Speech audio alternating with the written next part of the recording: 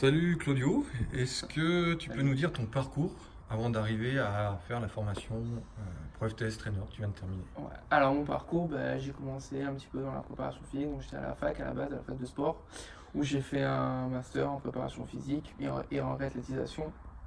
Et suite à ça, j'ai commencé un peu à travailler dans le basket féminin, où j'ai eu, on va dire, mon parcours prépa physique à Nice.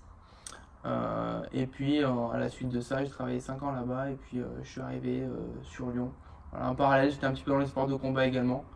Donc j'ai fait un peu de préparation physique et d'entraînement également. Voilà. Et du coup, en fait, comment ça se passe quand on passe du sport de combat au basket?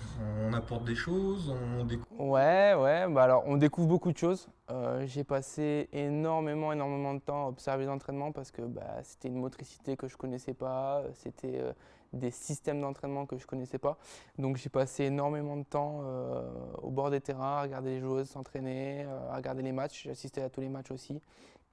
Donc avant de pouvoir un petit peu aiguiser mon œil et avoir un œil un peu plus expert sur la discipline. D'accord.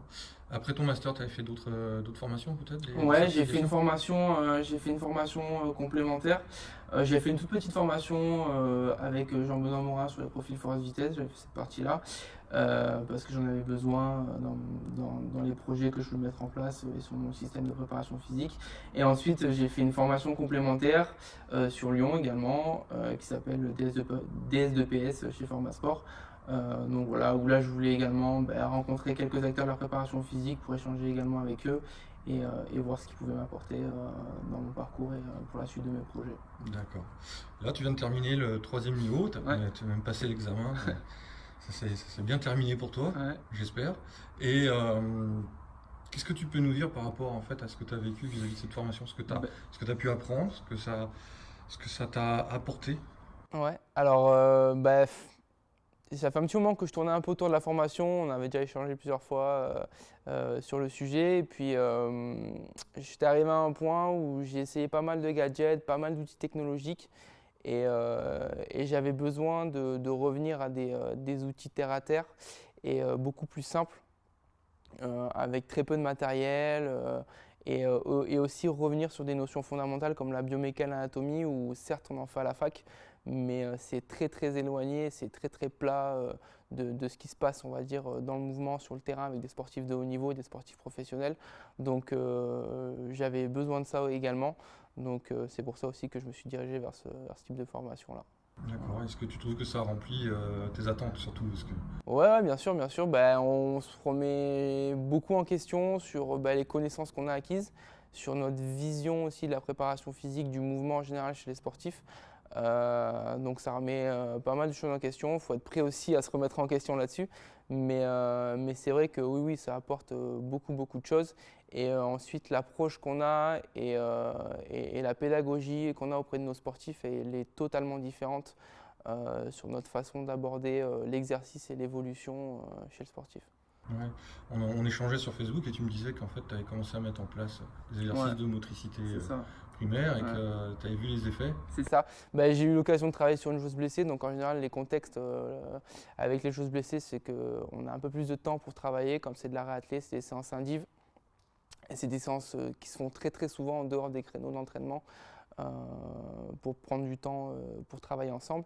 Et c'est vrai que voilà, on est parti sur une problématique de pied et qui a été résolue par un travail qui a été essentiellement fait sur la chaîne postérieure, mais sans trop se soucier du pied, quoi. L'idée c'était de décharger un petit peu le pied parce que je me suis rendu compte qu'il y avait un ischio-jambier qui ne travaillait pas correctement, que j'avais un fessier, une stabilité de hanche qui ne travaillait pas correctement. Et du coup, je suis parti un petit peu de ça pour essayer de guérir entre guillemets un peu son pied. Et puis jusqu'à maintenant, ça a bien marché. Elle a repris correctement. Voilà, c'est ça.